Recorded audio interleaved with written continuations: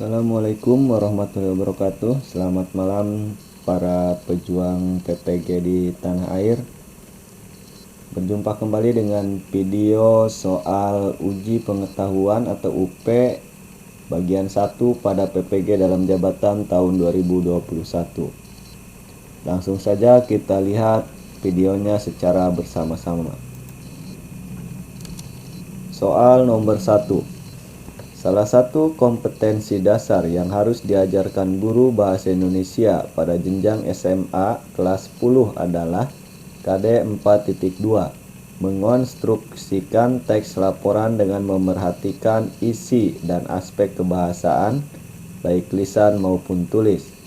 Indikator yang paling sesuai untuk KD tersebut adalah A. Menjelaskan aspek kebahasaan teks laporan hasil observasi. B. Menentukan aspek kebahasaan teks laporan hasil observasi. C. Menyusun ulang teks laporan hasil observasi dengan memperhatikan isi dan kebahasaan. D. Menganalisis isi teks laporan hasil observasi. Dan E. Menganalisis kebahasaan teks laporan hasil observasi. Dan jawabannya adalah C. Menyusun ulang teks laporan hasil observasi dengan memperhatikan isi dan kebahasaan.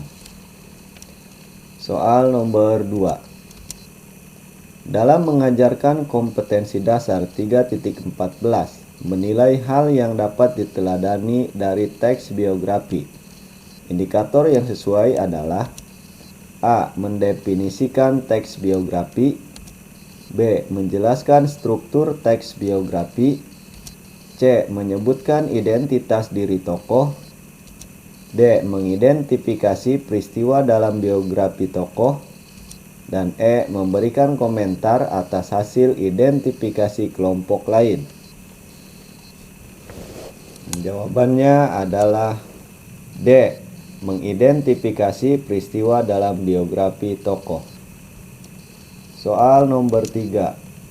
Seorang guru bahasa Indonesia mengajarkan kompetensi dasar 4.7, menyusun butir-butir penting dari satu buku pengayaan atau non-fiksi.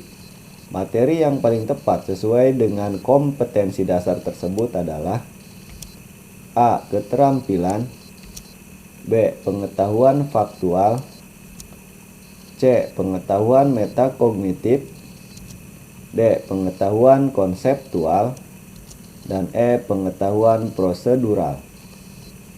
Dan jawabannya adalah E. Pengetahuan prosedural. Soal nomor 4. Seorang guru bahasa Indonesia mengajarkan kompetensi dasar 3.15, menganalisis sistematika dan kebahasaan karya ilmiah. Materi yang paling tepat sesuai kompetensi dasar tersebut adalah A. Keterampilan. B. Pengetahuan faktual. C. Pengetahuan metakognitif. D. Pengetahuan konseptual. Dan E. Pengetahuan prosedural. Dan jawabannya adalah C. Pengetahuan metakognitif. Soal nomor 5. Dalam sebuah pembelajaran bahasa Indonesia, guru membagi peserta didik ke dalam kelompok dan memberikan materi yang sudah dipecah. Setelah itu, guru mengondisikan peserta didik untuk berdiskusi dalam kelompok ahli yang merupakan gabungan dari anggota-anggota kelompok asal.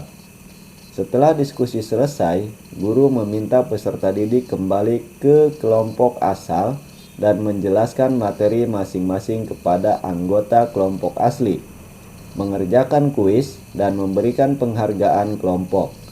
Berdasarkan aktivitas guru dan peserta didik tersebut, guru menggunakan model pembelajaran kooperatif tipe A. STED. B. Group Investigation. C. Jigsaw. D. Number Head Together. Dan E. CRH. Dan jawabannya adalah C. Jigsaw. Soal nomor 6. Dalam sebuah pembelajaran membaca, pada tahap awal, guru mengondisikan peserta didik memahami tujuan pembelajaran, materi, langkah-langkah beserta hasil pembelajaran. Setelah itu, guru meminta peserta didik membaca sebuah teks, kemudian secara berkelompok menyelesaikan permasalahan berdasarkan teks yang ada. Selanjutnya, guru melakukan penilaian dan memberikan apresiasi kepada kelompok. Pembelajaran membaca teks ini menggunakan model pembelajaran A. Kooperatif, B. Berbasis masalah, C. Berbasis proyek, D. Simulasi, dan E. Saintifik. Dan jawabannya adalah B. Berbasis masalah. Soal nomor 7. Seorang guru bahasa Indonesia akan mengajarkan kompetensi dasar 4.12, mengonstruksi permasalahan atau isu, sudut pandang dan argumen beberapa pihak, dan simpulan dari debat secara lisan untuk menunjukkan esensi dari debat. Media yang paling sesuai untuk mencapai kompetensi dasar tersebut adalah A. Media cetak, B. Media audiovisual, C. Media visual gerak, D. Media berbasis IT, dan E. Media visual diam. Dan jawabannya adalah B. Media audiovisual. Soal nomor 8. Seorang guru bahasa Indonesia akan mengajarkan kompetensi dasar 4.10, menyusun opini dalam bentuk artikel. Sumber pembelajaran yang paling sesuai dengan kompetensi dasar tersebut adalah A. Rekaman berita dari televisi, B. Lingkungan sekolah, C. Kolom opini dalam surat kabar, D. Buku biografi, dan E. Jurnal. Dan jawabannya adalah C. Kolom opini dalam surat kabar. Soal nomor 9. Selama dan atau setelah pembelajaran berlangsung, seorang guru bahasa Indonesia harus melaksanakan kegiatan penilaian. Salah satu kompetensi dasar yang harus diajarkan adalah kompetensi dasar 4.12, mengonstruksi permasalahan atau isu, sudut pandang dan argumen beberapa pihak, dan simpulan dari debat secara lisan untuk menunjukkan esensi dari debat. Jenis penilaian yang paling sesuai dengan kompetensi dasar tersebut adalah A. Tes lisan, B. Tes tulis berbentuk uraian, C. Tes tulis berbentuk objektif, D. Tes unjuk kerja, dan E. Tes analogi. Dan jawabannya adalah D. Tes unjuk kerja. Soal nomor 10. Dalam suatu kegiatan pembelajaran bahasa Indonesia, peserta didik memilih dan menyepakati topik yang menarik dan berada dalam konteks lingkungan sekolahnya. Mereka kemudian merumuskan masalah dan menyusun hipotesis. Selanjutnya, mencari dan mengumpulkan data melalui observasi, wawancara, telaah pustaka, serta melakukan pembuktian atas hipotesis sebelumnya. Setelah mendapatkan data, maka disusun sebuah kesimpulan. Model pembelajaran menulis yang dipakai dalam kegiatan pembelajaran tersebut adalah A. Inquiry, B. Scientific, C. Discovery, D. Berbasis proyek, dan E. Berbasis masalah. Dan jawabannya adalah C. Discovery. Soal nomor 11. Dalam suatu kegiatan pembelajaran bahasa Indonesia, peserta didik menerima sebuah tema dan mencoba memahami tema tersebut. Setelah itu, peserta didik memilih topik penelitian, membentuk kelompok, memecahkan masalah dengan cara berbagi peran, menyusun dan merancang rencana kelompok dan individu, melakukan penelitian, bertukar hasil, dan kemudian bersama-sama mengevaluasi hasil pembelajaran. Model pembelajaran menulis yang dipakai dalam kegiatan pembelajaran tersebut adalah A. Inquiry, B. Scientific, C. Discovery, D. Berbasis proyek, dan E. Berbasis masalah. Dan jawabannya adalah D, berbasis proyek. Soal nomor 12. Berikut ini merupakan kegiatan pembelajaran menggunakan model pembelajaran berbasis masalah. A. Orientasi, merumuskan masalah, merumuskan hipotesis, mengumpulkan data, menguji hipotesis, dan menarik kesimpulan. B. Mengamati, menanya, mengeksplorasi, mengasosiasi, dan mengomunikasikan. C.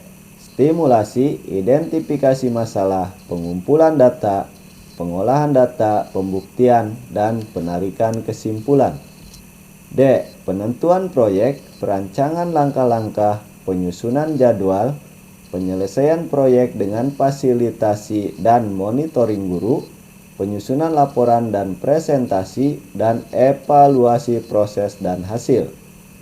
Dan yang E, orientasi masalah, organisasi belajar, penyelidikan individu dan kelompok, pengembangan dan penyajian hasil penyelesaian masalah, analisis dan evaluasi proyek penyelesaian masalah.